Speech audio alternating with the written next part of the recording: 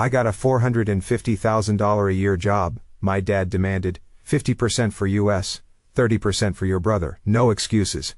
That afternoon I packed everything and cut off all their credit cards. Now, they are coming.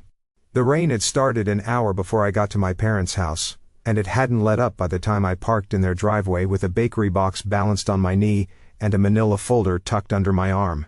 I sat there for a minute, engine ticking as it cooled, watching the porch light flicker the way it always had, a loose wire nobody had ever bothered to fix, because fixing things that didn't directly benefit my brother had never been a priority in that house. I was 31 years old, and I was about to tell my parents that I'd just been made director of structural engineering at Halverson Maritima, a marine infrastructure firm that built offshore platforms and seawalls up and down the coast. The offer letter in that folder listed a base salary of $310,000 a year, plus a profit share that could double it in a good year. I had spent 11 years getting to this driveway. 11 years of night classes, of failed certification attempts, of living in a converted garage apartment with a hot plate and a space heater, of doing overtime nobody asked me to do because I needed the extra $400 more than I needed sleep. I should have known better than to bring the folder into that house. But some part of me, the part that was still 9 years old and holding up a spelling trophy nobody looked at, wanted, one more time, to see if they could be proud of me. It's a strange thing, how long that part of you survives, how many times it can be disappointed and still show up the next time with the same foolish hope intact, like a dog that keeps waiting by a door someone stopped walking through years ago. My mother, Corinne, opened the door before I knocked. She hugged me the way she always did, arms not quite closing all the way around, eyes already sliding past my shoulder toward the car to see if I'd brought anything else. It was a specific kind of hug, one I'd catalogued without meaning to over the years, warm enough to pass for affection in a photograph, hollow enough up close that you learn not to lean into it. My father, Roland, was in his recliner with the television on, and he didn't get up. He rarely did, for me. He'd gotten up for Julian's college acceptance call. He'd gotten up, once, memorably. When Julian walked in, wearing a new watch he wanted everyone to admire. For me, the recliner held. "You're late," he said, which was how he said hello. "Traffic on the bridge," I said, setting the bakery box on the counter. It was a lemon tart, my mother's favorite, purchased on the theory, which I still, even now, cannot fully explain, that showing up with something sweet might soften whatever was coming. I had learned this instinct from her, ironically, the belief that food could stand in for feeling, that a well-chosen pastry could do the emotional labor a sentence couldn't. My younger brother Julian was already at the table, wearing a blazer that cost more than my monthly rent, scrolling through his phone with the particular slouch of a man who has never once in his life worried about being interrupted. He was 28, and called himself a growth strategist, which as far as I could tell meant he consulted for companies that didn't exist yet, using money that wasn't his. His current venture, I'd been told over several unsolicited phone calls, was something called a logistics optimization platform, a phrase he used with the confidence of someone who had memorized it phonetically, without ever quite understanding what it meant. "Marin," he said without looking up, "did you bring the tart with the lemon curd, or the regular one? Mom likes the curd one." "Curd," I said. "Hi to you too." He grunted something that might have been acknowledgement, and went back to his phone. Dinner was pot roast, my mother's one dependable dish, and for 20 minutes the conversation moved the way it always did. Around me, past me, occasionally at me when someone needed a ride or a signature or an opinion on something that had already been decided. My father talked about a client dispute at his consulting business, that as far as I could tell from the details he gave, was really just a client who had finally stopped paying him for advice that hadn't worked. My mother talked about a woman at her bookkeeping job who she suspected of stealing office supplies, a suspicion she'd been nursing for what sounded like months, with the intensity most people reserve for actual crimes. Julian talked, at length, about a pitch deck he was building for investors who, when I later asked around in professional circles I now had access to, turned out not to have returned a single one of his emails. I let it happen. I was used to being furniture in that dining room. Useful furniture, load-bearing furniture, but furniture all the same. The kind of chair nobody thanks for holding up the room, because holding up the room is simply what chairs are for. When my mother started clearing the plates, I set the folder on the table. "I got a promotion," I said. "I wanted to tell you in person." My father muted the television. That alone should have warned me. He never gave anything his full undivided attention, unless he smelled money in the room. It was a reflex I'd watched my whole life, the way some men perk up at the sound of a slot machine paying out 3 rows over. He had a nose for windfalls that didn't belong to him, and it had never once, in 31 years, failed to activate. I opened the folder and turned it so they could read the top line. My mother's eyes went straight to the number, the way a moth goes straight to a porch light, helpless and instant. She didn't say congratulations. She said, 310,000, half under her breath, like she was tasting the words, weighing them, already doing arithmetic of her own. Julian looked up from his phone for the first time all evening. That too told me everything. The number had done in half a second what nothing else at that table had managed to do in 20 minutes. My father picked up the letter, read it slowly, too slowly, deliberately slowly, the way a man reads a contract he intends to negotiate rather than a piece of news he intends to celebrate, and set it back down, folding his hands on the table like a man about to deliver a verdict. In a sense, he was. "This changes things," he said. "You understand that, don't you, Marin? A family looks out for its own. Your mother and I put a roof over your head for 18 years. We are entitled to a share of what that investment produced." "What are you asking for?" I said. I already knew. I'd watched this exact scene play out in smaller versions my whole adult life. Every raise, every bonus, every tax refund had come with an invoice attached, presented, as if it were the most natural thing in the world, as if love and debt were the same instrument, and I had simply never read the fine print closely enough to notice. "Half," he said, "for your mother and me. And Julian needs seed capital for his new venture, a logistics platform very promising, so 20% to him. That leaves you 30%, which is still more than most people your age make in a year. You should be grateful we're not asking for more." I did the math without meaning to. It arrived in my head fully formed, the way a structural load calculation does when you've run enough of them that your brain does it automatically, without conscious effort, the numbers simply presenting themselves. 70% of 310,000 was $217,000 a year, gone before I ever saw it, leaving me with less than I'd made at my last job, the one I'd spent 3 years clawing my way out of, the one where I'd eaten the same $6 lunch every day for 2 years, to make my student loan payments on time. "That's not a share," I said quietly. "That's you taking almost all of it." "Don't be dramatic," my mother said, and there it was. The word she always reached for first, the one designed to make my math into an emotion, my emotion into a character flaw, the reliable pivot that had ended 1,000 conversations before they could go anywhere honest. "Your brother has real expenses. This platform of his could be enormous. You want to be part of that, don't you? Family should invest in family." "His last 3 ventures didn't make it a year," I said. I could list them, if pressed. The artisanal coffee subscription box, the crypto-adjacent rewards app, the influencer logistics company that had, as far as I could tell, never actually shipped anything to anyone. Each had been funded, at least in part, by money that had passed through my hands first. "That's because he never had proper backing," my father snapped. "You have the backing now, use it." Julian didn't defend himself. He didn't need to. He just watched me with the mild, patient expression of a man waiting for a vending machine to finish dispensing. The expression of someone who has never once had to consider the possibility that the machine might simply stop working. "I built a filtration model for the dry docks 2 years ago that's still holding under load nobody thought it could handle," I said, mostly to myself, mostly because the absurdity of the moment needed somewhere to go. "I can run the numbers on a seawall that has to survive a 100-year storm. I can tell you exactly what 30% of 310,000 looks like after taxes, after rent, after the loans I'm still paying off from the degree that got me this job in the first place. It's not enough to live the way I live now. You'd be asking me to take a pay cut to get a promotion." "Then live smaller," my father said, as if this were a reasonable thing to say to a woman who had already spent a decade living smaller than anyone in that room had ever had to. "You've never needed much. That's always been your strength."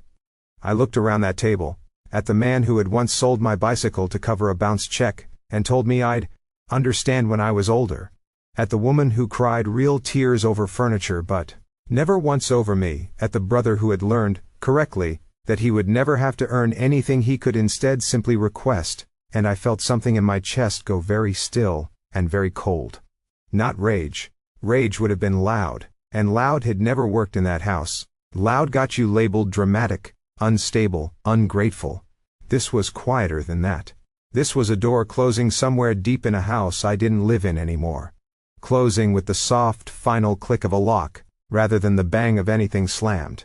"Okay," I said. My father smiled, satisfied, already reaching for the pot roast again, like the matter was settled, like he'd expected nothing less, because in his accounting of our relationship, nothing less had ever been required of me. "I'll think about it," I added, and that smile faltered, because in 31 years I had never once said those 3 words to him. I had always simply paid, sometimes with a sigh, sometimes with a quiet, private resentment that I never let surface at the table, but always, eventually, with the money.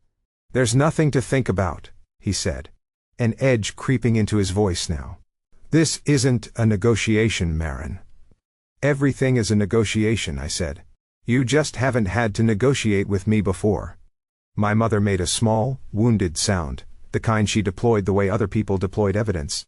"Why are you being like this? We're your parents. We're not asking for charity. We raised you." "You raised me to pay for things," I said, and I heard my own voice come out steadier than I felt, steadier than I had any right to feel, with my hands shaking slightly under the table where no one could see them. "I don't think that's the same thing." I left before dessert. I did not eat the lemon tart, which sat, I imagined, forgotten on the counter, while the argument about me continued without me in the room to hear it. I did not sleep that night. I lay in my garage apartment, listening to the space heater cycle on and off, running the numbers again and again. 70%, 217,000, 30%, less than I made. Now. Until the numbers stopped being numbers, and became something closer to a verdict on exactly how much of my life I was expected to hand over, simply because I had, at last, made something of it. But for the first time in longer than I could remember, the thing keeping me awake wasn't dread. It was arithmetic. And arithmetic, unlike dread, has an answer. Part 2, the architecture of it. To understand why that dinner broke something instead of just bending it, you have to understand the shape of my childhood, because it wasn't cruelty in the dramatic sense. No one hit me, no one screamed. Obscenities in public, no one would have looked, from the outside, at the Voss family, and seen anything but an ordinary suburban household, with 2 working parents and 2 kids who mostly kept to themselves. It was quieter, and in its way, more thorough, a slow, patient redistribution of resources and attention from me to Julian, dressed up as fairness, as necessity, as love, until the redistribution became so normalized that even I, for years, couldn't have told you exactly when it started, or named it as anything other than the way things simply were. I was 7 when Julian was born, old enough to remember the before. Before, I had been the only child, and while my parents were never warm people, Corinne had grown up with a mother who believed praise spoiled children, and Roland's own father had run their household like a small, underfunded business. They were at least evenly cold. I did not feel singled out, because there was no one to be singled out against. Once Julian arrived, something in the household's operating system changed, quietly, and then not quietly at all. He cried more than I had, or so I was told, and my parents responded to that crying with an urgency they never extended to my quieter needs. I learned early, the way children learn everything important without being told, that being difficult got you resources and being easy got you overlooked, and since I was by temperament an easy child, self-sufficient, undemanding, quick to soothe myself rather than wait to be soothed, I spent the next 18 years being systematically overlooked in favor of a brother who had figured out, correctly, long before either of us could have articulated it, that difficulty was a currency, and I was, comparatively, spending none. The clearest early memory I have is from when I was 14. I'd spent 4 months building a water filtration model for the regional science fair, a real working system using layered sand, gravel, and activated charcoal that could take pond water and make it drinkable, tested against county health department standards with the help of a chemistry teacher, Mr. Aldana, who believed in me more than my parents ever had. I remember the particular ache of those months, staying after school in the empty chemistry lab while Mr. Aldana graded papers at his desk, testing turbidity levels with a borrowed meter, redesigning the filtration layers 3 separate times after my first 2 attempts failed to clear the water to standard. I won second place and a check for $800. Which felt, to a 14-year-old who owned exactly 2 pairs of jeans and had learned to layer thin socks inside shoes with worn soles, like the entire contents of Fort Knox. I remember running the 6 blocks home with the check folded so many times it had gone soft at the creases, my chest burning, already imagining what $800 might mean. New shoes, maybe, or the start of a savings account, or just the quiet private satisfaction of having something that was unambiguously mine, earned by my own hands, untouchable by anyone else's need. My father deposited that check into the family account the next morning without asking me, walking me to the bank himself, in fact, as though accompanying me were a kindness rather than a supervision. He explained in the car on the way that the family account was for everyone, that money coming into the house belonged in a sense to the house itself, that this was simply how families worked. I didn't understand, at 14, that I was being taught a lesson that would take me another 17 years to fully unlearn. 2 weeks later, Julian, who was 7 and had expressed a passing interest in soccer after watching a World Cup match with unusual attention, had a full set of club-level cleats, a travel bag, and a private coach who came to the house twice a week. When I asked about my money, my mother told me that I was the responsible one, and didn't need things the way Julian did, that Julian was more sensitive and required more support to thrive. I did not see another dollar of that $800. I did, however, see Julian quit soccer 4 months later. Bored, the cleats donated still barely worn, the private coach quietly let go with what I later learned was a full month's severance my parents hadn't been able to easily afford. That pattern held for the next decade in 100 variations, most of them too small to name individually but cumulatively unmistakable in their shape. I worked through high school.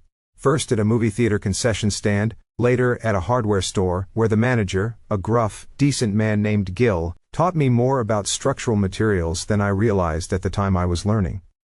And gave half my paychecks to help with groceries, a phrase that, I later worked out from an old bank statement I wasn't supposed to see, mostly funded my father's truck payments on a vehicle he'd bought slightly beyond his means because a man needs a truck that says something.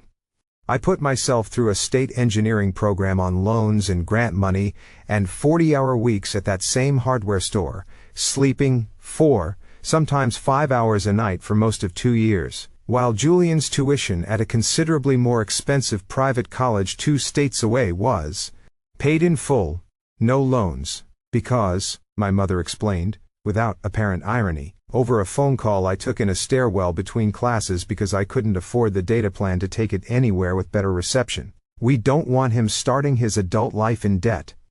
I did not point out that I was already starting mine, $40,000 behind. There didn't seem to be a version of that sentence that wouldn't have been received as an accusation, and I had learned, by then, that accusations in that family were always redirected back onto the person who made them. By the time I graduated and got my first junior engineering job, a modest position at a small civil firm, $61,000 a year, which felt, after years of hardware store wages and ramen dinners, like an obscene fortune. The pattern had fully calcified into an unspoken arrangement. I earned, they spent, and Julian benefited. I paid my father's mortgage arrears twice. Once during a stretch when his consulting business had gone 6 months without a signed client. Once during a period he described only as a rough patch, that I later suspected, from stray comments, had involved a bad bet on a friend's failed restaurant venture. I covered a dental emergency for my mother that turned out, months later, when I happened to see the itemized bill she'd left on the counter, to have been elective veneers rather than the root canal she'd described on the phone. I quietly for 2 years made the minimum payments on a credit card that had been opened, I was told, for household emergencies, and that I did not learn until much later had been maxed out. Almost entirely on Julian's failed ventures, a batch of branded merchandise for the coffee subscription box that never shipped, a deposit on a co-working space he used for 4 months before the business folded. The specific horror of realizing you've been financing your own exploitation is not a dramatic one. It doesn't arrive as a thunderclap. It arrives as a slow, sick recalibration, one receipt at a time, until one day you are sitting at your kitchen table with a spreadsheet open, adding up a decade of numbers, and you understand with total clarity that you have not been a daughter in that house. You have been a credit line with a heartbeat, extended terms, and apparently an unusually high tolerance for late payments that were never actually late, because you'd simply absorbed the cost before anyone had to ask twice. There is one more story from that stretch of years I should tell, because it's the one that, looking back, most clearly foreshadowed everything that came later, though at 17, I had no framework yet for understanding it as anything other than one more disappointment to absorb and move past. I had been accepted that spring into a summer pre-engineering program at a university 2 states away. A genuinely competitive placement, the kind that colleges like to see on an application. Fully funded except for a $400 deposit to hold the spot and cover housing incidentals. I had saved that $400 myself, in cash, in an envelope taped to the underside of my desk drawer, a hiding spot I'd chosen specifically because I had already learned, by 17, not to trust any account, jar, or drawer that anyone else in the house had access to. 2 weeks before the deposit was due, my mother came into my room while I was doing homework, and sat on the edge of my bed with the particular, over-gentle posture she reserved for conversations she already knew I wouldn't like. Julian, she explained, had been invited to a 2-week leadership retreat for gifted young entrepreneurs, a program that, even at 17, I recognized from the brochure she showed me as essentially a very expensive summer camp with a business casual dress code, and the fee was $350, money they didn't currently have, what with a truck payment and my father's slow month. I remember the exact, sinking certainty I felt before she even finished the sentence, the sense of watching a familiar machine begin its familiar cycle. I told her evenly that I had the money, in an envelope, for my own deposit, and that it wasn't available for anything else. She didn't argue directly. She simply said, in the soft, wounded voice she used instead of arguing, that she supposed Julian would just have to miss the opportunity then, since I clearly wasn't willing to help, and that she hoped I'd be able to live with that. And then she left my room and closed the door quietly behind her, which was, I had learned by then, considerably more effective than slamming it. I held out for 4 days. On the 5th, I came home from school to find the envelope gone from under my drawer, the tape peeled back cleanly, no note, no explanation, no acknowledgement that anything had happened at all. When I asked my mother about it that evening, she told me, without looking up from the stove, that she'd needed to borrow it for Julian's retreat fee, that she'd pay me back before my own deposit was due, that I shouldn't make such a fuss over something so temporary. She did not pay me back before the deadline. I missed the program. I wrote the university a stilted, humiliated email, explaining that a family emergency had come up, because I did not yet have the language, at 17, to write the truer sentence, that my mother had simply taken the money because she'd decided, without asking me, that Julian's want outranked my already earned, already paid for opportunity, and I have never, in all the years since, been able to fully separate the memory of that summer from the specific, quiet devastation of watching an opportunity disappear, not because I'd failed to earn it, but because someone I trusted had simply decided it wasn't really mine to keep. I think of that story often when people ask me, as they sometimes do, why the reckoning with my parents took the specific, structural shape it did. The closed accounts, the LLC, the ironclad lease with its explicit ban on Julian ever crossing that lawn again. It's because I had already tried once, the version of protecting what was mine that didn't involve documentation, that relied only on asking and trusting and hoping the asking would be honored. It hadn't been. And I had spent the better part of 2 decades since relearning, slowly, painfully, that the only kind of boundary that family had ever actually respected was one they couldn't argue, negotiate, or simply walk into my room and quietly dismantle. I want to be precise about something, because I've turned this over enough times to know precision matters here. I don't think my parents thought of themselves as doing anything wrong. That's the part that took the longest to metabolize. They weren't cartoonish villains twirling mustaches over a ledger. They believed, genuinely, that this was simply how a family functioned, that resources flowed toward whoever needed them more, that need was self-evidently more urgent than earned. Autonomy? That my competence was itself a kind of debt I owed them repayment on, since competence, in their accounting, was something they'd manufactured in me rather than something I'd built. It is a very effective kind of exploitation precisely because it doesn't require malice, It only requires a family willing to mistake one child's strength for a resource, and another child's need for a permanent, unquestionable claim. Part 3. Priya. The one person who saw what was happening to me before I did, was my supervisor at my second job. A structural engineer named Priya Anand. A woman in her 50s with a laugh like a foghorn and absolutely no patience for wasted potential. I started under her the same year I finally moved out of my parents' orbit and into that converted garage apartment, 400 square feet behind a retired schoolteacher's house, with a hot plate, a mini fridge, and a space heater that I ran on. The lowest setting all winter to keep the electric bill under $80. And she watched me for the first 6 months the way you watch a plant you suspect is being kept in the wrong kind of light, waiting to see if it would recover once moved. "You apologize before you speak," she told me once, over coffee in the break room, not unkindly.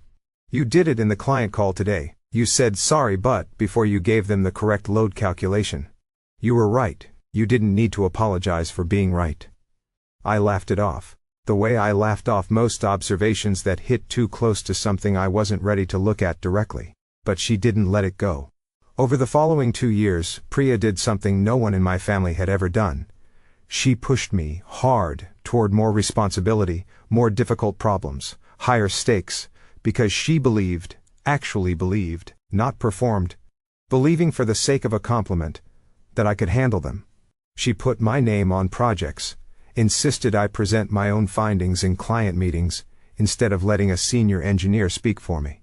She fought for my raises in rooms I wasn't in, something I only learned about secondhand months later from a colleague who'd sat in on a budget meeting where Priya had, apparently, refused to sign off on the department's compensation plan until my number was adjusted upward.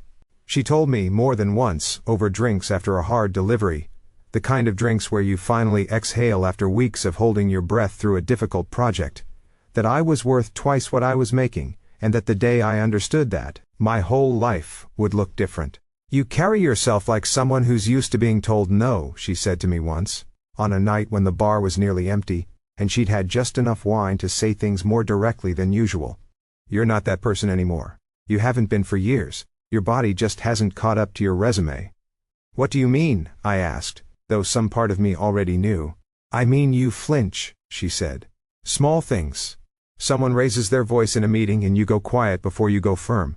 Someone asks you to justify a number and you apologize for the number instead of defending it. You did brilliant work on the Cape Serrano retaining wall last month and, when the client's engineer pushed back, wrongly, on your soil analysis, you spent the first 2 minutes of your response softening the ground before you told him he was wrong. He was wrong, Marin. You didn't need to build him a ramp down to that information. I didn't have an answer for that, not that night. It took me the better part of a year to understand what she meant, and longer still to start correcting it, one meeting at a time. The way you'd retrain a muscle that had learned the wrong movement so early it felt, for a long time, like the only natural one. It was Priya who eventually asked me, gently, over another one of those after-work drinks, about my family, not fishing exactly, just curious about the shape of the person she'd been mentoring. For 2 years. And it was the first time I had ever laid the pattern out loud to another adult, chronologically, the science fair check and the credit card, and the years of quiet, invoiced love. She listened without interrupting, the way Odalise would later listen in a very different office, and when I finished, she didn't offer sympathy exactly. She offered something more useful. "You know that's not normal," she said. "Not the individual pieces. Maybe those, in isolation, a family could argue about. But the pattern. You understand the pattern isn't normal." "I know that now," I said. "It took me a long time." "It always does," she said. "That's sort of the design of it, isn't it? If it were obvious from the inside, it wouldn't work." It was Priya who, quietly and without fanfare, forwarded me the listing for the director position at Halvorsen Maritima, 2 years before I actually applied, attaching only the note, "This has your name on it, whenever you're ready, no rush." It sat in my inbox for 18 months before I worked up the professional confidence to apply. And when I finally did, it was Priya who coached me through 3 brutal rounds of interviews, running mock sessions in the same break room where she'd first told me I apologized too much, drilling me on load scenarios and budget defenses until I could deliver them without a single unnecessary sorry anywhere in the answer. And it was Priya who took me out for a very expensive dinner the night I got the offer.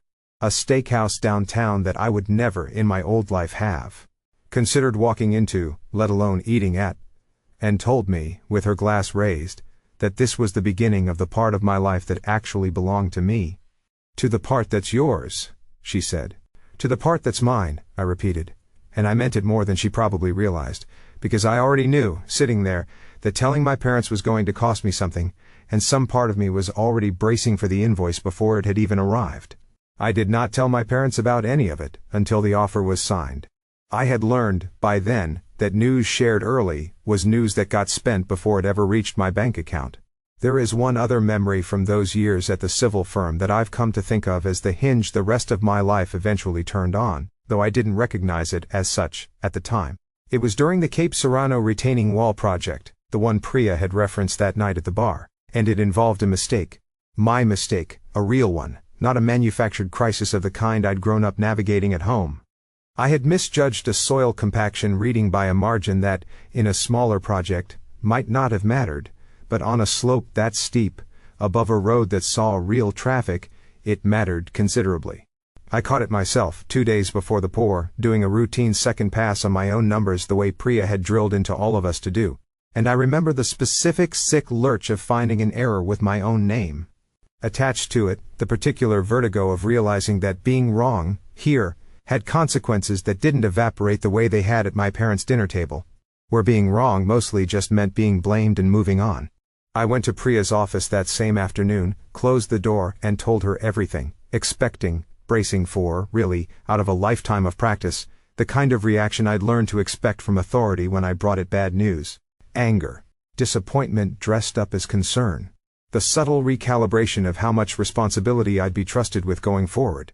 She listened, asked 2 clarifying questions, and then said, "Good. You caught it before it cost anyone anything. Now let's fix it." That was all. No lecture, no punishment, disguised as a lesson. Just the calm, practical assumption that a mistake caught in time was simply an ordinary part of doing serious work, not a referendum on my worth as a person. We spent the rest of that afternoon, and most of the next, reworking the calculation together, and the pour went ahead on schedule, 3 days later, sound.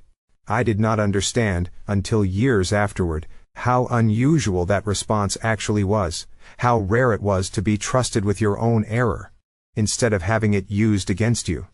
I had spent my whole childhood learning that mistakes, real or invented, mine or simply assigned to me, were currency, leverage, weapons to be kept in reserve for whenever a parent needed the upper hand in an unrelated argument.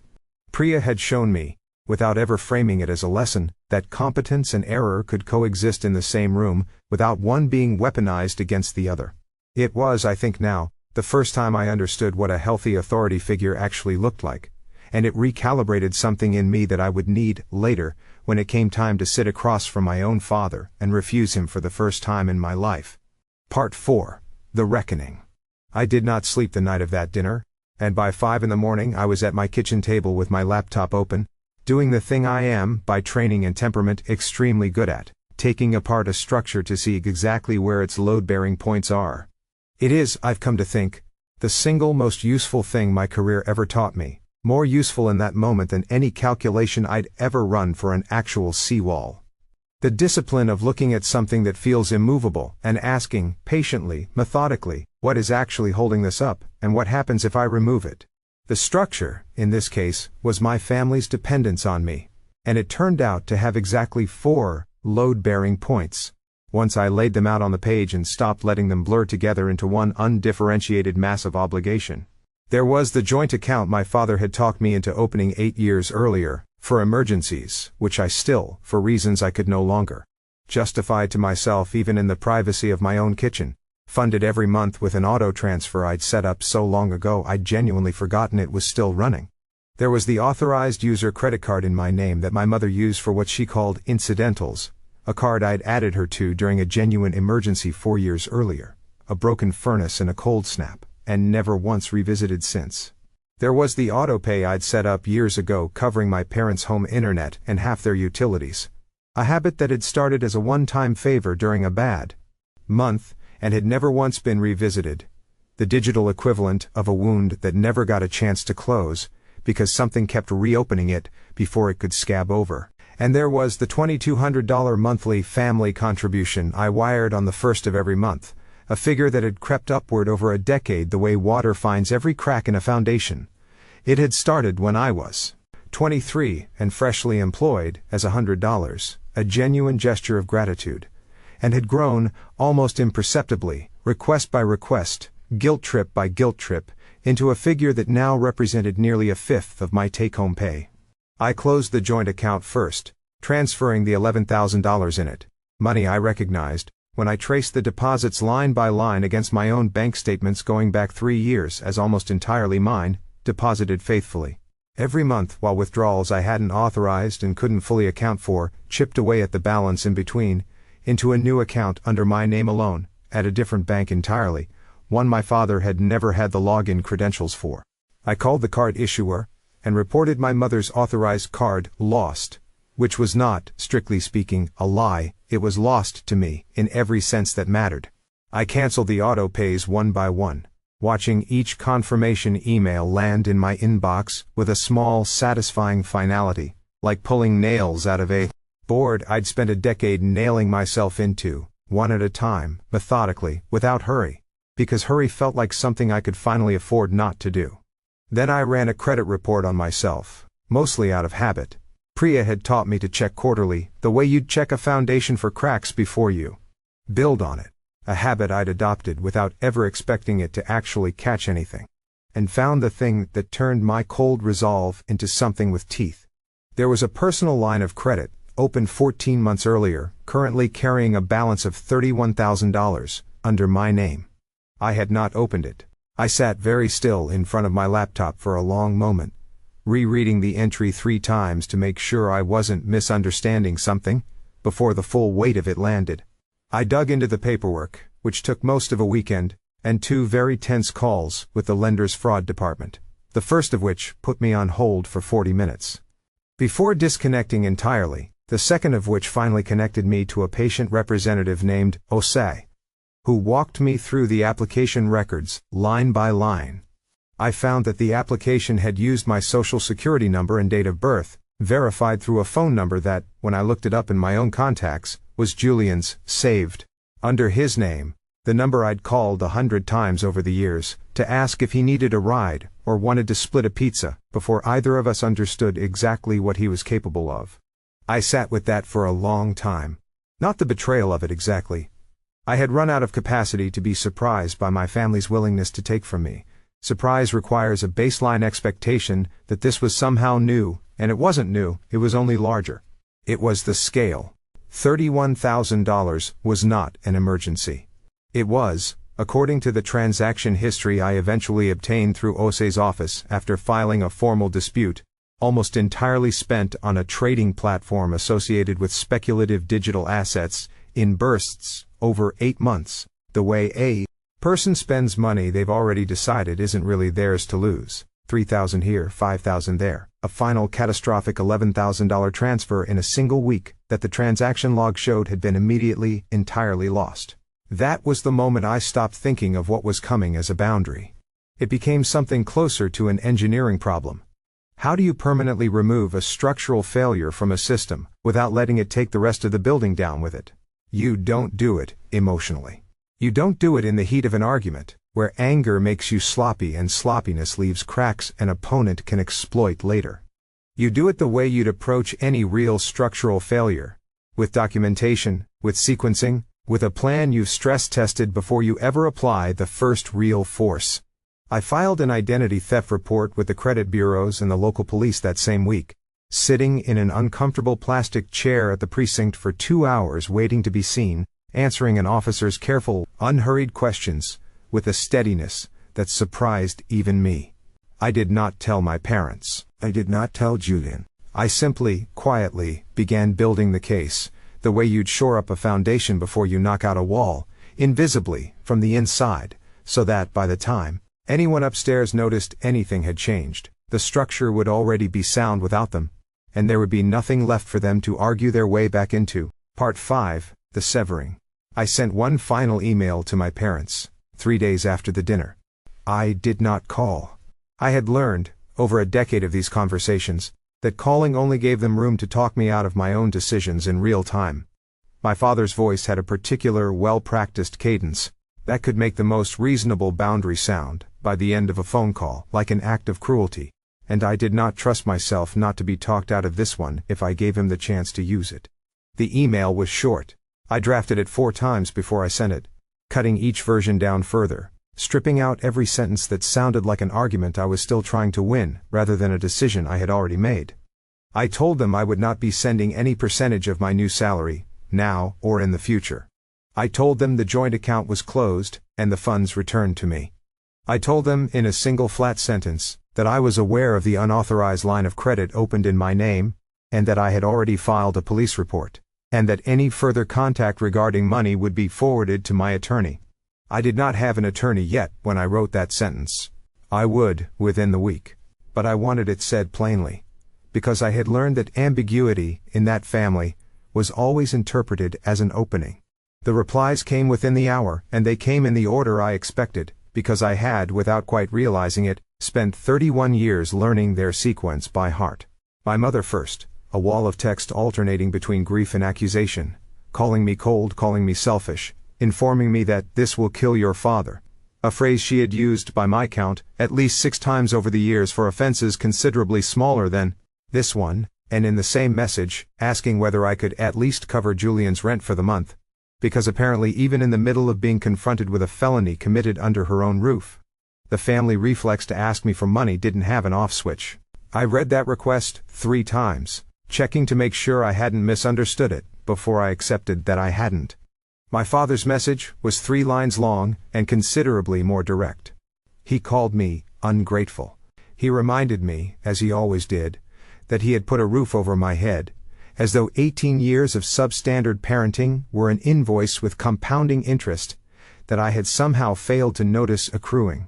He told me I would regret this, a sentence he delivered with the flat, unadorned confidence of a man who had never once been wrong about anything in his own accounting, though I could by then have produced a fairly long list of counterexamples. Julian never replied to the email at all. He called 4 times in a row, the calls landing one after another with a kind of insistence that used to make my stomach drop and now, strangely, only made me tired. When I didn't pick up, he sent a single text: "You're really going to try to ruin my life over a misunderstanding." I read the word misunderstanding for a long time, turning it over, trying to imagine the version of events in which opening a $31,000 line of credit under someone else's name using their stolen identity qualified as a misunderstanding, and failing to find one. I did not respond to that either. There was no version of a reply that wouldn't have been wasted on him, because I had, somewhere in the previous 6 months, stopped believing that words could reach whatever room in Julian's head decisions actually got made in. I blocked all 3 numbers by the end of the week. I felt, in the days that followed, a kind of silence I had never experienced in my adult life. No incoming demands, no invoices disguised as love, no phone buzzing with dread at 10 p.m. Wondering which version of crisis I was about to be asked to fund. It did not feel like victory, not exactly. Not in the clean, triumphant way I might have imagined it would feel if you'd asked me to picture this moment 5 years earlier. It felt like the first full breath after holding one for a very long time. A little dizzy, a little strange, the lungs almost unfamiliar with their own full capacity. I went to work the following Monday, and did not tell anyone what had happened over the weekend. I ran a load calculation on a retaining wall in Cape Serrano with a clarity of mind I hadn't had in months. And I remember thinking, somewhere around lunch, that this specific, uneventful, undramatic Monday was the thing I had actually been fighting for the whole time. Not a confrontation. Not a victory. Just an ordinary day that belonged entirely to me. That first month of silence had a texture I hadn't anticipated. One that surprised me more than the silence itself. I had expected relief. And relief came, but underneath it, in the early weeks especially, ran a strange, disorienting undertow of something closer to grief. Not grief for what had happened, but grief for the family I had never actually had, and had spent 31 years trying to earn my way into anyway. I would catch myself, at odd moments, reaching for my phone to share some small piece of good news. A compliment from a client, a well-reviewed presentation, before remembering, mid-motion, that there was no longer anyone on the other end of that impulse who would receive it as anything other than an opening for a request.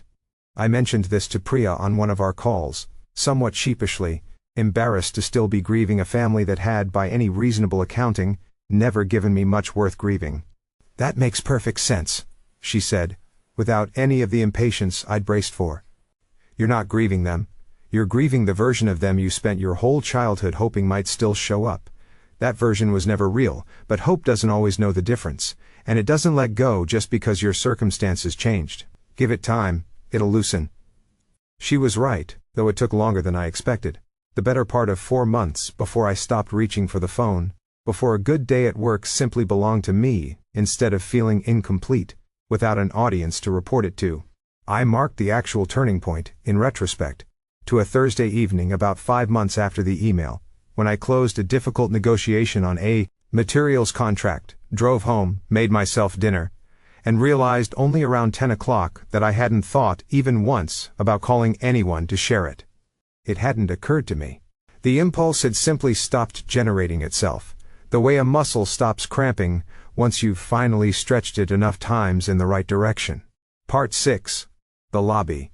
I started at Halvorsen Maritima on a Monday in early spring, and for exactly 11 days, everything went the way it was supposed to. I had a corner office with a view of the dry docks, where I could watch the cranes swing their long, patient arcs against the sky while I worked, a view I found myself staring at more often than was probably professional, simply because it was mine to stare at. I had a team of 6 engineers who deferred to my judgment because my judgment had earned it, not because a title said they had to. I had for the first time a salary that made my hands not shake a little when I looked at my banking app, that let me buy groceries without doing silent math in the aisle, that let me say yes to a dinner invitation without first calculating whether yes would cost me something I couldn't afford to lose that week. On the 12th day, security called up to my office at 10 in the morning. "There's a situation in the lobby," the front desk manager said, her voice carrying the particular strain of someone trying to stay professional through something absurd. "2 people are saying they're your father and brother. They're saying you stole money from the family business and they want it back. They're not leaving." I felt the floor tilt slightly under me. The old childhood vertigo of being made small in public, the specific humiliating sensation of your 2 worlds, the one you built and the one you escaped, suddenly and violently colliding in a space where you had no cover. And then, deliberately, consciously, I put it down. I was not 14 anymore, standing in a hallway with cardboard-lined shoes, hoping no one at school had heard about the check. I was a director with a security team and a legal department, and I intended to use both. "Do not let them pass the turnstiles," I said, my voice steadier than I felt. "I'm coming down." The elevator ride to the lobby felt considerably longer than the 40 seconds it actually took. I spent it running through what I would say, discarding version after version, too defensive, too apologetic, too much explanation offered to people who had not earned any, until I settled on the simplest possible version of the truth, the one I intended to say, regardless of what they said first. The scene in the lobby when I reached it was exactly as undignified as I'd feared, and somehow worse for being witnessed by people whose respect I had only just started to earn. My father was standing near the reception desk, in a suit that had been expensive a decade ago, and had not aged well since, red-faced, jabbing a finger at a young receptionist named Wren, who looked like she wanted the marble floor to open beneath her and swallow the entire scene. Julian stood a few feet away, in a leather jacket that did not fit the setting or frankly the season, filming the confrontation on his phone at chest height, presumably for content. The way he filmed most of his life, as though every moment were raw material for a story he hadn't figured out how to tell yet. "There she is," my father announced loudly, as though addressing a jury rather than a corporate lobby full of employees on their way to meetings. "Ask her. Ask your director why she stole $80,000 from her own family and thinks she can hide behind a corporate badge." The number had grown, I noted, somewhere between his imagination and my lobby. It did that. My father's grievances, I had noticed over the years, had a way of inflating in transit, arriving at their destination larger than they'd left, as though outrage itself accrued interest. Security. 2 calm, unhurried men whose names I would later learn were Desmond and Fareed, moved to flank them before I'd said a word, their body language communicating, without any need for raised voices, that this situation was already under control, regardless of how loudly my father continued to insist otherwise. "Sir," Desmond said to my father, "you're on private property, and you're disturbing our staff. I'm going to need you and your associate to step outside."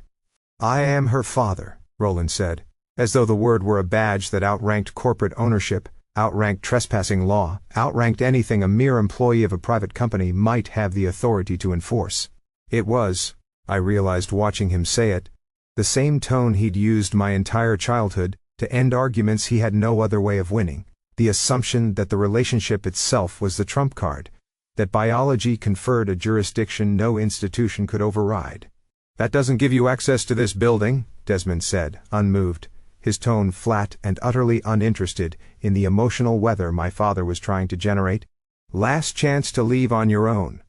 I stepped forward, into their line of sight, and something in me that had spent 31 years flinching, simply did not flinch.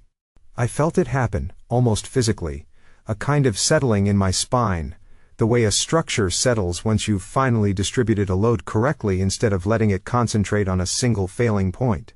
"I don't know these men," I said, loud enough to carry across the lobby, where a dozen employees and at least 2 visiting clients had stopped to watch, phones lowered, coffee cups paused halfway to mouths. "They've been harassing me for weeks. Please have them escorted out and I'll be filing a formal report." My father's face went through several colors in quick succession, red deepening towards something closer to purple. Then, as the words fully landed, a kind of pale, stunned white I had genuinely never seen on him before. Julian lowered his phone, the content evidently no longer worth the risk of being on the wrong side of whatever was about to happen next. Security walked them both out with the brisk, bored efficiency of men who had done this before and would do it again, my father's protests trailing behind him, growing fainter, less coherent, until the automatic doors closed behind them with a soft, anticlimactic hiss that felt, in that moment, like the most satisfying sound I had heard in years. I went back up to my office, closed the door, and sat very still for 10 minutes before I called HR. My hands, I noticed once I'd stopped moving, were shaking after all. Not from fear, I think, but from the sheer effort of having stood there and not flinched, the way a muscle shakes after holding a position far longer than it's used to. I told them everything.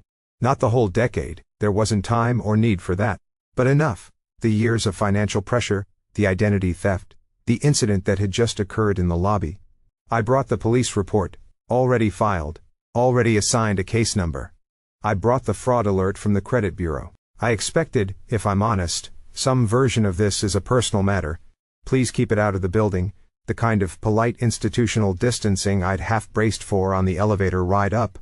Instead, the head of HR, a measured woman named Odalise, who listened with her pen resting untouched on a legal pad rather than taking notes, listened without interrupting, then told me the company would add my parents' and brothers' names to the building's restricted access list, loop in corporate security for future incidents, and connect me, if I wanted, with the firm's outside counsel for the identity theft matter.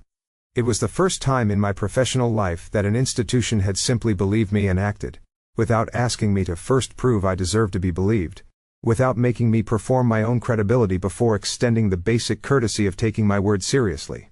"For what it's worth," Odalise said, as I was gathering my folder to leave, "you handled that with more composure than most people would have managed. I've seen grown men fall apart over far less." "I've had practice," I said, and I meant it as a joke mostly, though it landed, once I heard it out loud, as something closer to the truth. I want to describe what the rest of that day was like, because I think the aftermath of a scene like that is often more revealing than the scene itself. I went back to my desk after the meeting with Odalise, and I found that I could not, for nearly an hour, make myself look at the load calculations I'd been working on that morning. My hands were steady enough to type, but my mind kept sliding sideways back to the lobby, replaying the sound of my father's voice bouncing off marble, the specific awful publicness of it, the way Ren's face had looked before security arrived, caught between professional composure and open alarm. Around noon, a woman from my team, a junior engineer named Priscilla Ovando, sharp and quiet, the kind of employee who noticed things without commenting on them, until she decided a comment was warranted, knocked on my open door and set a coffee down on my desk without being asked. "Rough morning," she said. It wasn't a question. "You could say that," I said. "For what it's worth, the whole building already knows you did nothing wrong," she said. "Ren told half the fourth floor before lunch. Nobody thinks less of you. If anything, people are talking about how calm you were. Desmond's telling it like a legend already." I laughed, surprised into it. The first real laugh of the day. Desmond doesn't strike me as the type to tell legends.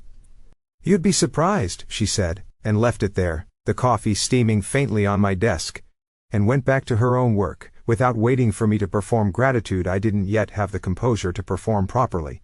It was a small thing, that coffee, that unasked-for reassurance, but I remember it disproportionately, because it belonged to a category of gesture I had almost no frame of reference for growing up. Someone extending care, not because I had earned it through usefulness, not because I was expected to reciprocate it later with money or labor, but simply because I looked like I needed it that day. I sat with my coffee for a long moment before I went back to work. And I understood, in a way I hadn't fully let myself understand before, how much of what I'd be rebuilding over the coming months wasn't just a bank account or a legal case. It was a working definition of what ordinary decency from other people was even supposed to feel like. Part 7. Counsel. The attorney O'Dalley's connected me with a sharp, unhurried woman named Ingrid Faust, who specialized in financial fraud and family-adjacent civil disputes, reviewed my folder, bank statements, the fraud report, the credit line paperwork, a decade of receipts I'd apparently been unconsciously archiving for exactly this purpose, in a shoebox I'd never fully examined until that week.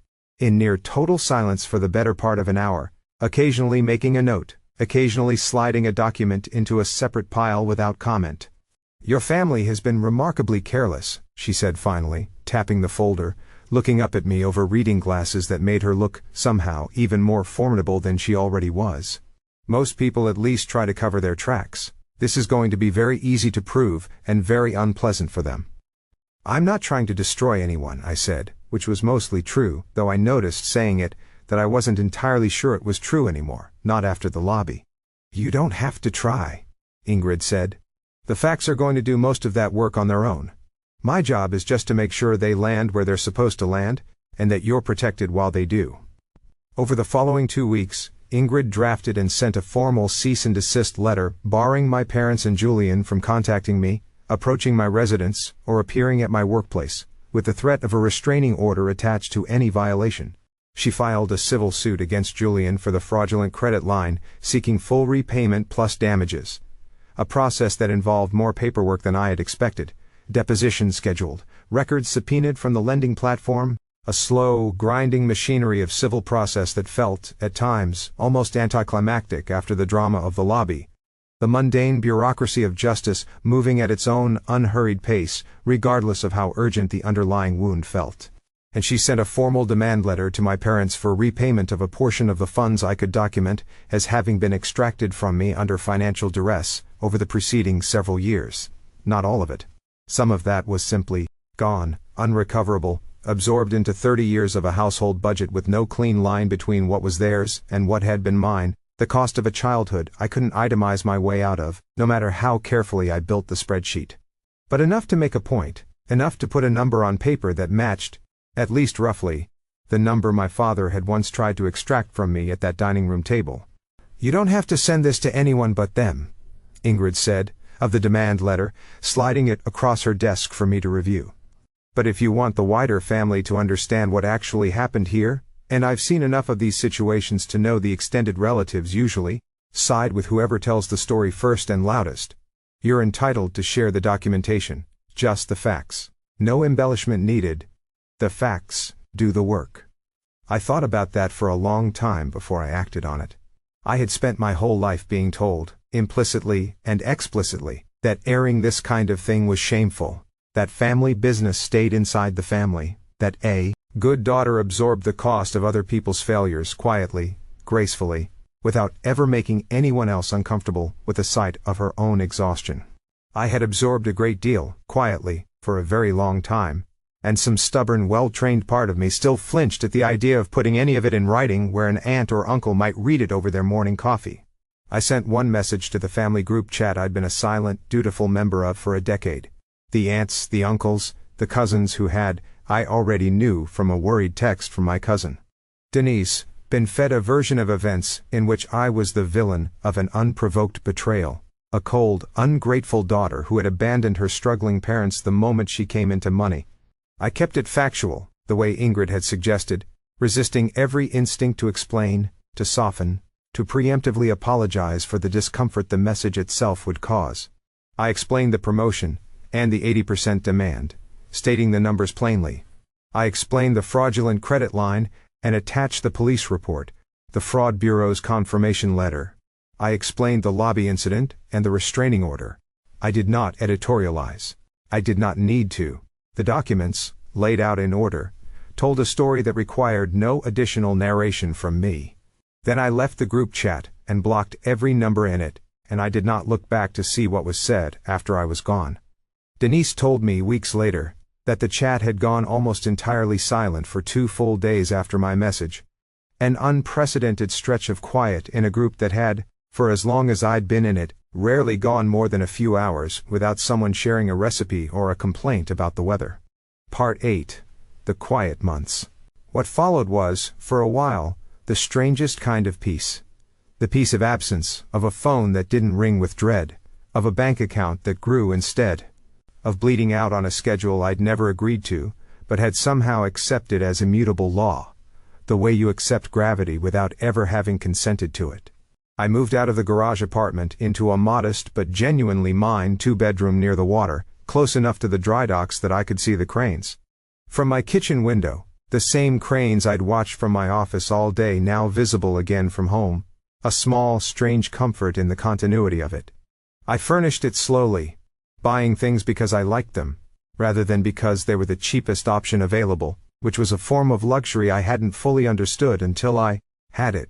The simple, previously unimaginable freedom of standing in a furniture store and choosing the chair I actually wanted rather than the one that happened to be on clearance. I started seeing someone, a marine biologist named Theo, gentle and unbothered, who worked with the same firm on environmental compliance and who I'd met, unglamorously, in a hallway argument over whether a proposed retaining wall design would disrupt a nearby eelgrass bed. He'd won the argument, gracefully, with better data than I'd had, and asked me to lunch afterward with the same unhurried confidence he brought to everything else. When I finally told him the whole ugly shape of my family history, 6 months into dating, sitting on my new couch, with 2 mugs of tea going cold between us, he did not flinch, did not lecture me about forgiveness, did not suggest that blood was thicker than the years of evidence sitting in my filing cabinet. He just asked good questions. What did you need back then that nobody gave you? And believed my answers, which turned out to be the rarest and most valuable thing anyone had ever offered me, rarer even than the salary, rarer than the title on my office door. You don't have to explain why you did what you did, he told me once, when I found myself, out of old habit, defending a decision he hadn't actually questioned. You're allowed to just have done it. I remember one evening in particular, a few months into living together, when the habit of over-explaining myself surfaced in a way that embarrassed me even as it was happening. We were splitting the cost of groceries. An ordinary, unremarkable domestic negotiation, the kind of thing couples work out in 5 minutes without either party thinking twice about it. And I found myself, apropos of nothing, launching into a detailed justification for why I preferred to pay for the groceries slightly more often than he did. Some tangled reasoning about how I made more money and it only made sense, and I didn't mind and it wasn't a big deal. The words tumbling out faster and faster the way they used to at that dinner table, defending a number before anyone had actually challenged it. Theo just watched me for a moment, patient, waiting for me to run out of momentum, and then said gently, I didn't ask you to explain that. I was just going to say sure, that sounds fine. I stopped talking. I felt my face go warm. Sorry, I said. And then caught myself saying it, the old reflex firing exactly the way Priya had once pointed out it did in client calls. You don't have to apologize for offering to pay for groceries, he said, laughing, but not unkindly. Where did that come from? I think I spent 30 years having to justify every dollar before anyone would let me keep it, I said, surprising myself with how plainly it came out. I think some part of me still expects to have to defend a number before it's allowed to just be a number. He didn't say anything profound in response. He just reached over and took my hand across the counter, and we finished making the grocery list, and it was, in its total unremarkableness, one of the more healing evenings of that entire year. The discovery that a disagreement even, a mild and hypothetical one about grocery money, didn't have to become a referendum on my worth, didn't require documentation or justification, or a decade of context to be permitted to simply resolve itself, and be forgotten by morning. Through the thinning, distant channel of relatives who still occasionally reached out, my cousin Denise mostly, who had quietly taken my side once she'd seen the documentation, texting me every few weeks with small careful updates she seemed to sense I both wanted and dreaded. I heard fragments of what was happening on the other side of the silence I'd built. My father's small logistics consulting business, which had always run on a thin margin propped up by money that was, in hindsight mine, was struggling without the informal subsidy it had apparently depended on for years. A client contract he'd been counting on had fallen through, and without the buffer he'd grown used to, the loss actually registered as a crisis instead of a manageable setback. Julian, facing a civil suit he had no real defense against, had reportedly told people I was overreacting, a phrase that told me everything I needed to know about how little any of it had cost him in his own accounting, how thoroughly he had convinced himself that a stolen identity and a maxed-out line of credit were simply the ordinary friction of family life, rather than a crime with my name attached to it. At Halverson, my second year closed with the seawall retrofit project I'd led coming in under budget and ahead of schedule, a project that involved reinforcing a badly eroded stretch of coastline that had flooded 3 neighborhoods in the previous decade's worst storm. Priya, who had since retired but still called every few months to check on me the way you'd check on a bridge you helped design, wanting to know if it was holding, told me, with unmistakable pride in her voice, that I'd become exactly the engineer she always knew I could be. I used to worry about you, she admitted, on one of those calls. Not your work. Your work was never the problem. I worried you'd never let yourself take up the space the work had earned you. I think I finally did, I said. I think you finally did too, she said. There was one more conversation from that period I've kept returning to over the years, one that didn't involve my family at all but that I think in retrospect mattered just as much to the shape of who I became afterward. It happened at a project kickoff meeting for a new breakwater installation, my first as director rather than as a supporting engineer, in a conference room full of people who did not yet know whether to take me seriously. One of the senior consultants brought in from the client side, a man named Halloran, older, accustomed to being the most experienced person in any room he entered, spent the first 20 minutes of the meeting directing every technical question to my second-in-command, a capable but considerably junior engineer named Foster, apparently on the assumption that the woman at the head of the table was there to manage logistics rather than the engineering itself. The old version of me, I think, would have let that slide for the length of the meeting and corrected it quietly afterward, in private, in a way that cost Halloran nothing, and cost me the visible authority I'd actually earned. Instead, when he turned to Foster for the third time with a question about pile depth tolerances, I answered it myself, directly, before Foster could open his mouth, laying out the calculation in enough technical detail that there was no polite way to pretend I hadn't been the one who'd actually run it. Halloran blinked, recalibrated visibly in real time, and for the rest of the meeting addressed his questions to me. It was a small moment, over almost as soon as it happened, but I remember driving home that evening feeling something settle in my chest that had nothing to do with Halloran specifically, and everything to do with the accumulating evidence, meeting after meeting, that the flinch Priya had first pointed out in that break room years earlier was, piece by piece, becoming something I could simply choose not to indulge. Theo and I moved in together that spring, into the 2-bedroom near the water, his books slowly colonizing the shelves I'd left deliberately half empty, as though some part of me had known, even furnishing that apartment alone, that I was building a home meant to eventually hold more than just myself. We didn't talk about my family much, and when we did, it was in the flat, closed tone of a subject that had already been fully resolved, rather than one still being litigated. A settled matter, rather than an open wound we kept accidentally reopening. I had, for the first time in my life, a home that didn't require an invoice to keep the lights on. A family, the one I'd built rather than the one I'd been issued, that asked nothing of me except my presence. Part 9, The Call. The call from my mother came on an evening in early autumn. From a number I didn't recognize.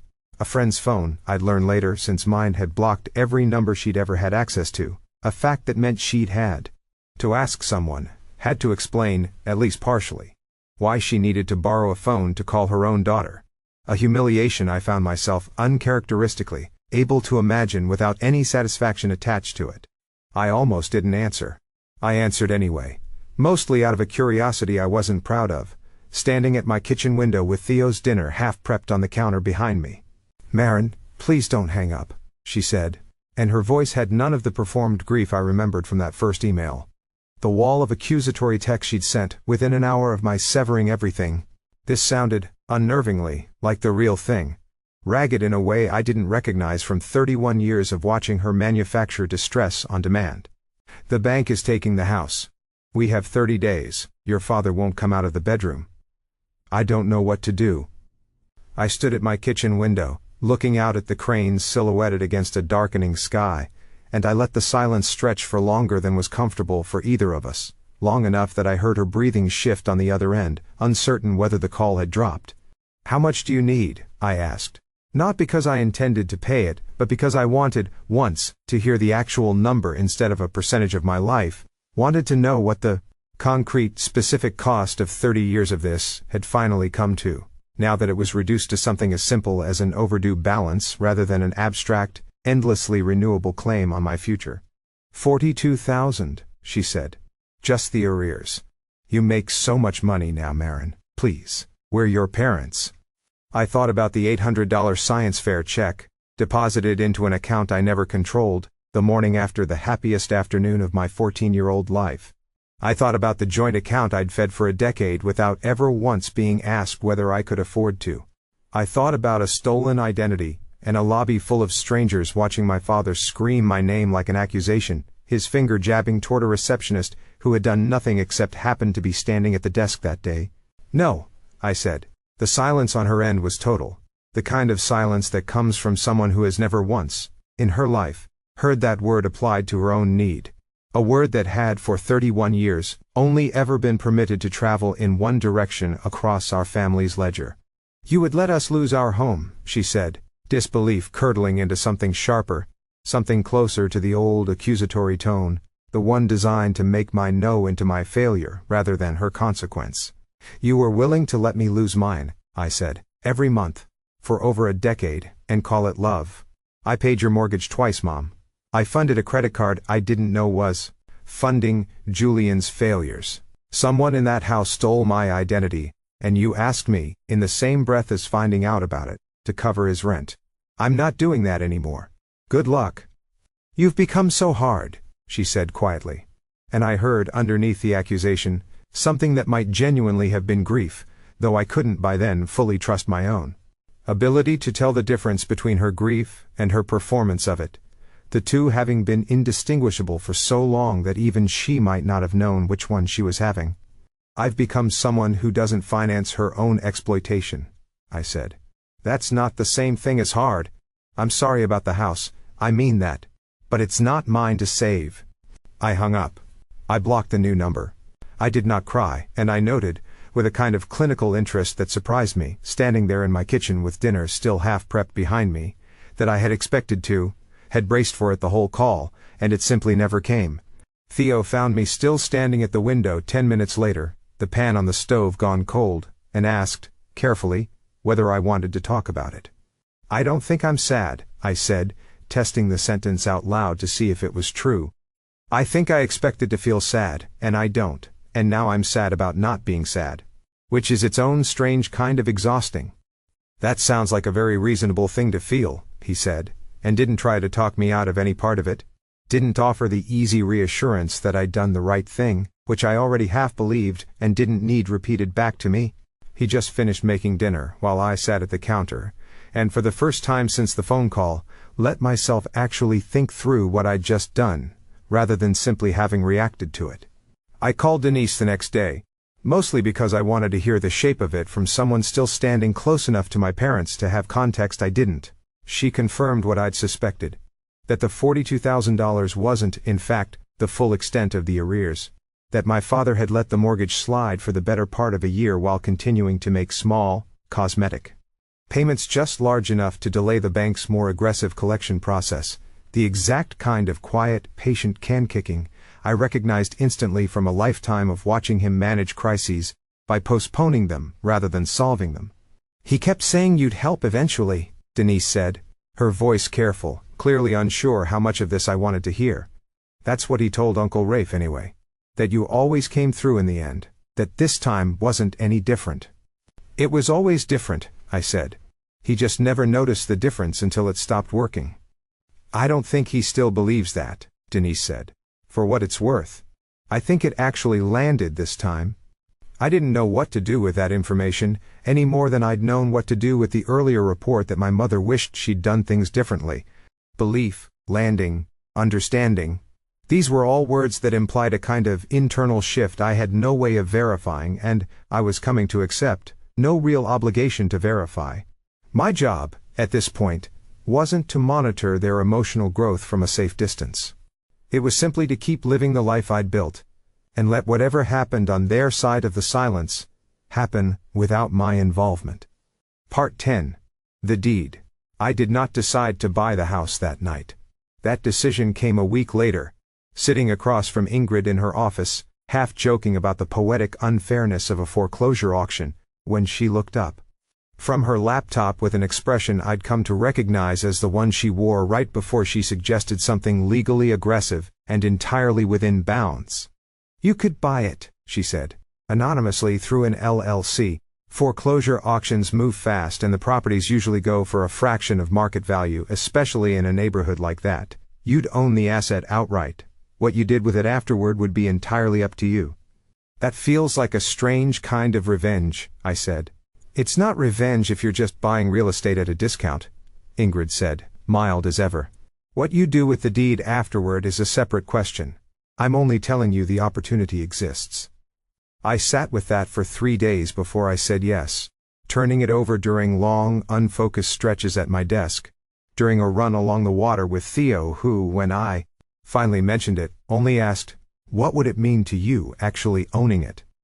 A question I didn't have a full answer to until I sat with it longer. It was not, in the end, about the house itself, a tired 3-bedroom with a leaking roof, and 30 years of my own unpaid labor baked into its bones, since I'd spent half my adolescence mowing that lawn and patching that fence for an allowance that never materialized, scraping and repainting the shutters one long sweaty summer at 15 for a promised $50 I never actually received. It was about the shape of the ending. I wanted my exit from that family's economy to be final, structural, undeniable. The kind of ending you can point to on a deed, not a feeling that might, in some weak, exhausted moment years from now, be argued back open. Ingrid set up the LLC, Ledger Holdings, a name I chose myself, with a private smile I didn't explain to her, a small joke only I was in on, and I moved a portion of my savings into its account, an amount that, a few years earlier, would have represented more money than I could have imagined having at all, let alone spending on something this deliberately symbolic. The auction was public record. I did not attend. Ingrid attended on the LLC's behalf, authorized to outbid anyone reasonable, and by early afternoon, she called to tell me the property was ours for just under 60% of its assessed value, the other bidders having dropped out once the opening bids climbed past what a distressed suburban property in that condition was typically worth to an investor more interested in profit margins than history. "They have 7 days to vacate before the county enforces the transfer," Ingrid said. "What do you want to do?" I already knew. I had known, I think, since the moment my mother said the word arrears over a borrowed phone. Part 11. The porch.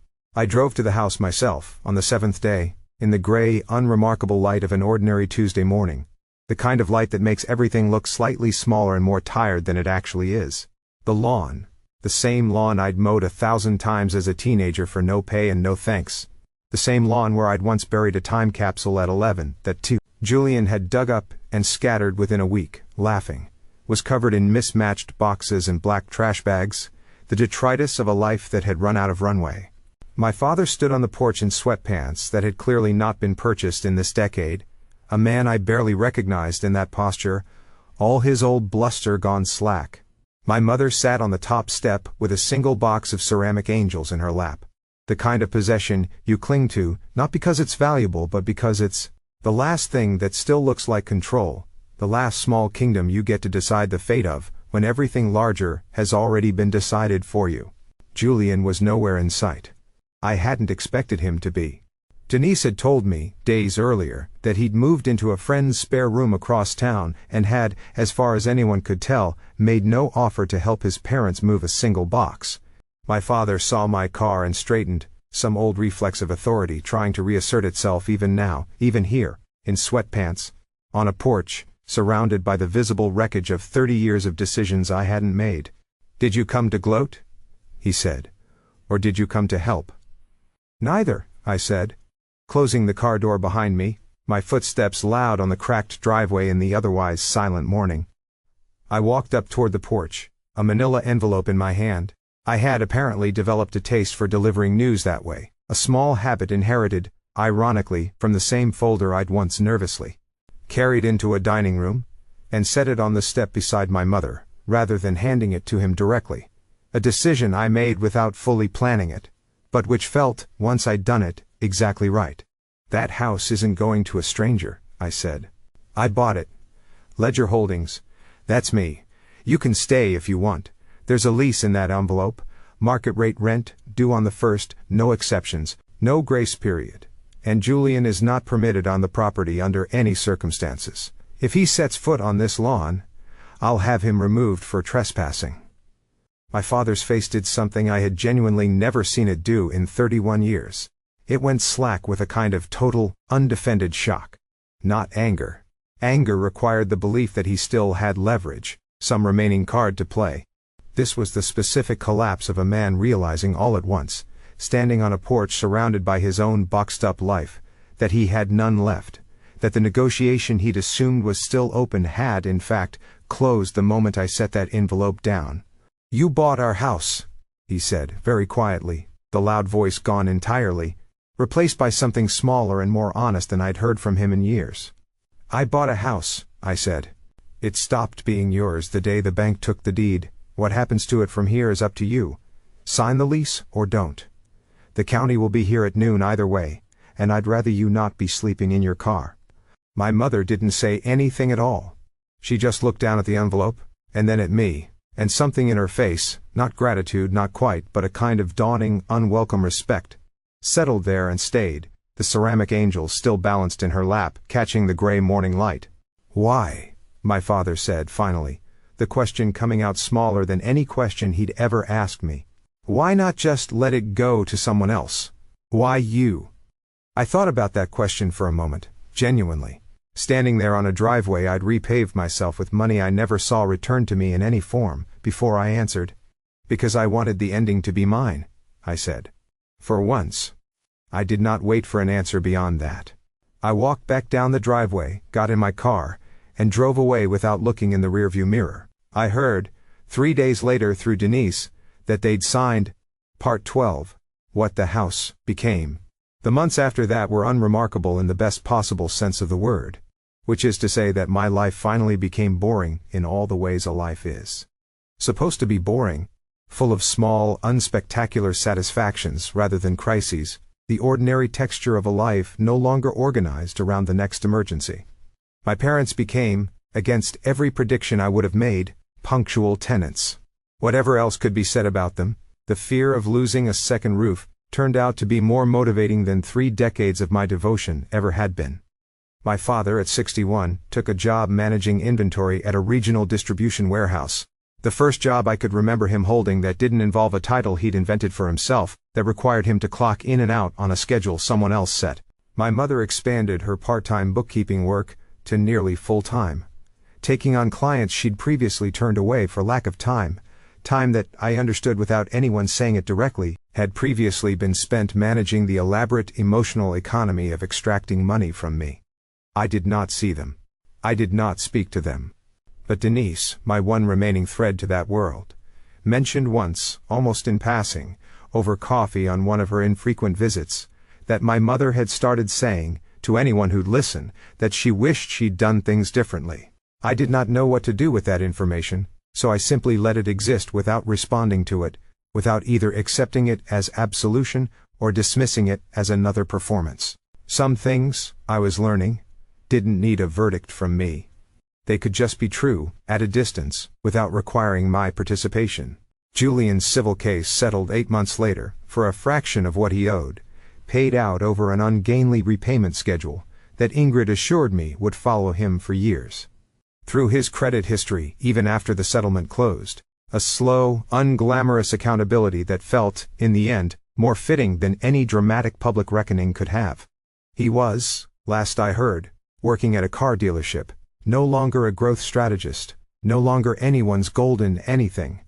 Just a 29-year-old man discovering, very late, what the rest of us had been doing since we were children, earning what he had, one modest paycheck at a time, with no one left to absorb the difference for him.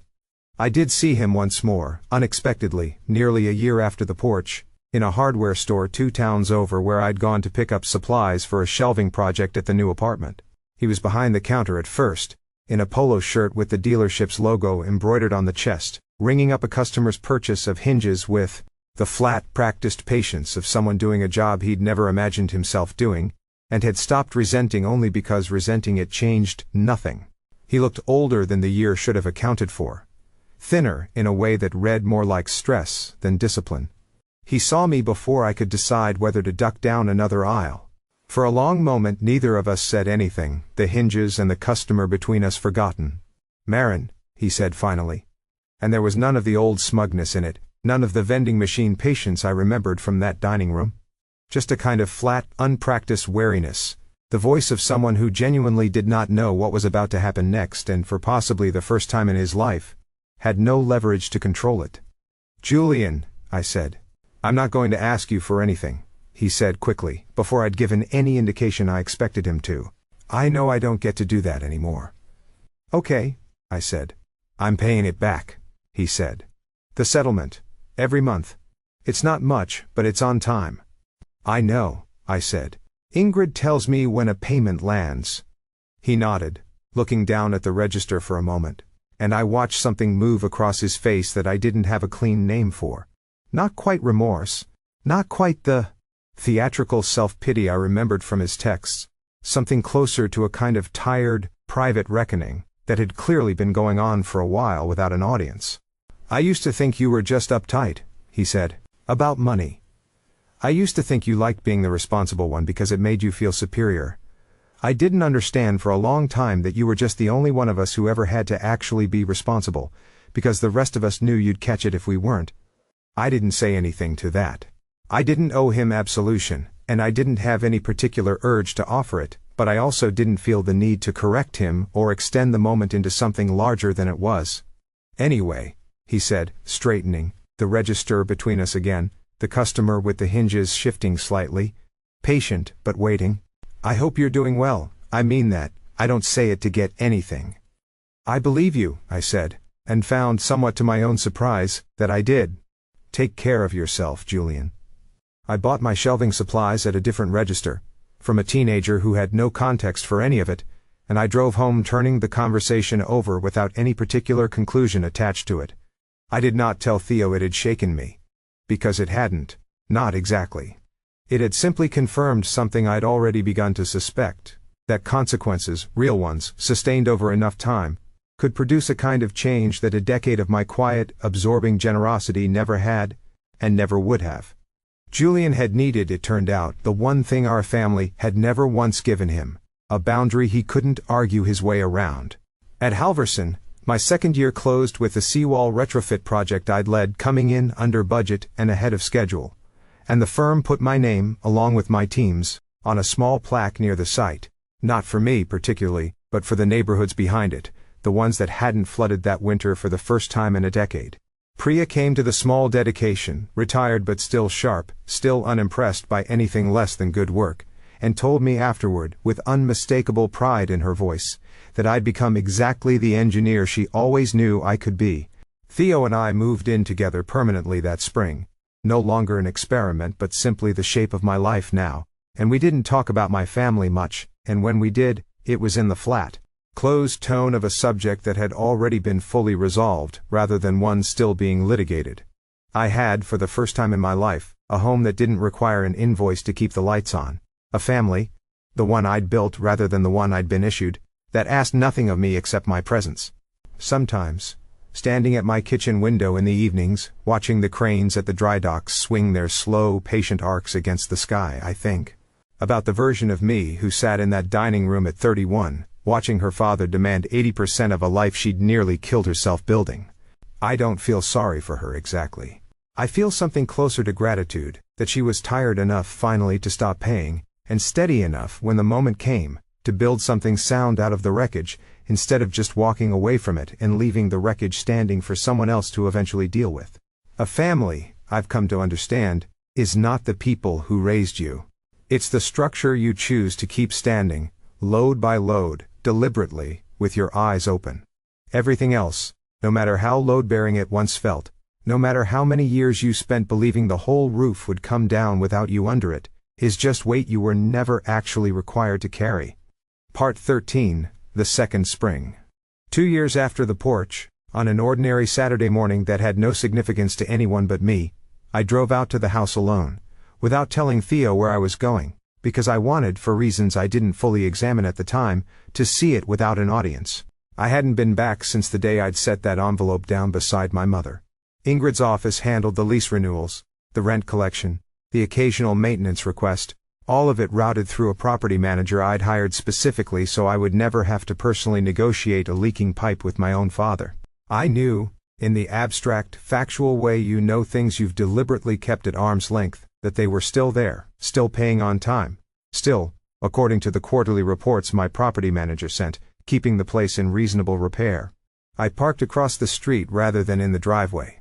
Some old instinct telling me I no longer had automatic claim to that particular strip of concrete, even though I owned the deed to everything beyond it. The house looked different than I remembered, not renovated exactly, nothing dramatic, but tended in a way it never had been when it was theirs to lose.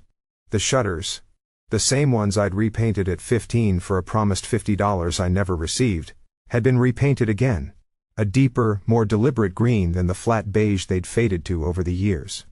There was a small vegetable garden along the side fence that hadn't existed before, tomato cages visible even from the street, staked with a care that suggested someone was actually paying attention to it rather than letting it fend for itself, the way most things in that house once had. I sat in my car for a long time, not entirely sure what I'd driven out there to feel, and I was still sitting there when my mother came out the front door with a watering can, moving toward the garden with the unhurried, purposeful gait of someone doing a chore she'd chosen, rather than one assigned to her by exhaustion. She didn't see me. I watched her water the tomatoes methodically, checking the underside of a few leaves for something, pests I assumed, though I had no way of knowing for certain, with the kind of patient attentiveness I had never once, in 33 years, seen her extend to anything that wasn't Julian.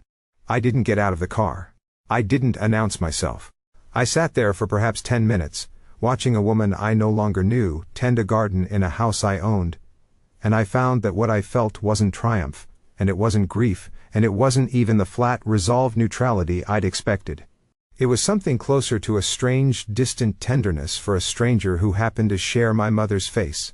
The recognition that whoever this version of her was, watering tomatoes on a Saturday morning with no one there to perform for, might genuinely be a better person than the one who'd raised me, and that I would likely never know her, because the road between us had been closed too thoroughly, for too many good reasons to reopen. I drove home, without ever getting out of the car. I told Theo about it that evening, the whole small, uneventful scene, and he listened without offering any particular verdict on what it meant, which was, by then, exactly what I needed from him. "Do you think you'll ever talk to her again?" he asked. Not pushing, just asking. "I don't know," I said, honestly. "I don't think it would go back to what it was. I don't think I'd want it to. But I don't think never is a promise I need to make either. I think I just get to decide, whenever there's a decision to make, instead of it being decided for me by guilt." That felt, saying it out loud, like the truest thing I'd said about my family since the night of the dinner. Not a verdict, not a reconciliation, not even really a boundary in the sharp defensive sense I'd needed 2 years earlier. Just an open question I no longer felt any urgency to close, because for the first time in my life, the question belonged entirely to me, and I was under no obligation to answer it on anyone's schedule but my own. Part 14. What I tell people now. People ask, occasionally, when the subject comes up at a dinner party, or in the careful, curious way new friends ask about family, once they've known you long enough to sense there's a story there. What finally made me do it? What the actual breaking point was, as though there must have been one single dramatic moment, rather than a decade of smaller ones that simply reached a threshold. I've come to give a shorter answer than the true one, because the true one takes the better part of an evening, and most people, understandably, aren't asking for that. I usually say something like, I realized I'd been paying for the privilege of being loved conditionally, and once I could afford not to, I stopped. It's true, as far as it goes. But the fuller version, the one I've only ever told completely to Theo, and once, in fragments, to a therapist named Odalia I started seeing about a year after the porch. Not because I felt broken, but because I wanted to make sure I wasn't simply carrying the old patterns forward into a life that was supposed to be different, is more complicated than a single sentence can hold. Odalia was the one who first suggested, gently, in our third or fourth session, that what I'd built over those 2 years wasn't really about punishing my parents at all, even though it had certainly felt that way in the moment, standing in that lobby, standing on that porch. It was about proving something to the 14-year-old girl who'd run home with a folded check and a hammering heart, only to watch it disappear into an account she never controlled. Every structural decision I'd made since, the closed accounts, the lawsuit, the LLC, the lease, had been in some sense a long-delayed answer to that girl's very simple, very reasonable question, doesn't this belong to me? You spent 17 years not getting an answer to that question, Odalia said. And then you built yourself a life sturdy enough to finally answer it yourself. I think about that framing often, especially on the ordinary days. The Tuesday mornings running load calculations. The Saturday afternoons at the hardware store buying shelving brackets. The quiet, unremarkable dinners with Theo that require no defense, no invoice, no justification. The extraordinary parts of the story, the lobby, the porch, the deed, get told at dinner parties because they're dramatic, because they have a shape people can follow and be satisfied by. But the actual victory, I've come to believe, isn't in any of those scenes. It's in the boring Tuesdays. It's in being able to buy groceries without doing silent math in the aisle. It's in a house with a leaking roof I no longer have to think about. In a garden I'll probably never fully understand. In a mother tending tomatoes for an audience of no one. The story people want, the one with the lobby confrontation, and the foreclosure auction, and the poetic justice of a landlord's envelope landing at a father's feet, is satisfying because it has an ending. My actual life doesn't have an ending, not yet, not for a long while. It just has a lot more ordinary days than it used to. Days that belong to me, without anyone else's name on the deed. And if I've learned anything worth passing along from all of it, it's that the ordinary days were always the actual prize. The confrontations, the legal maneuvering, the dramatic reversal on a rain-soaked porch, all of that was only ever the cost of admission. What I was actually buying, the whole time, without fully realizing it until much later, was the plain, unremarkable right to a Tuesday that belonged to no one but me. If there's a piece of advice buried in all of this, and I resist most days, the idea that a life this specific translates cleanly into advice for anyone else's, it's probably this. The moment you notice yourself calculating what percentage of your success someone else believes they're entitled to, that calculation is already the answer. You don't owe anyone a debate about the number. You're allowed to simply close the account, hire the attorney, change the locks, and let the silence that follows be as long as it needs to be. It will feel, for a while, like the cruelest thing you've ever done. It will also, if you let it, become the first real foundation you ever got to pour yourself, on ground, you finally, fully own.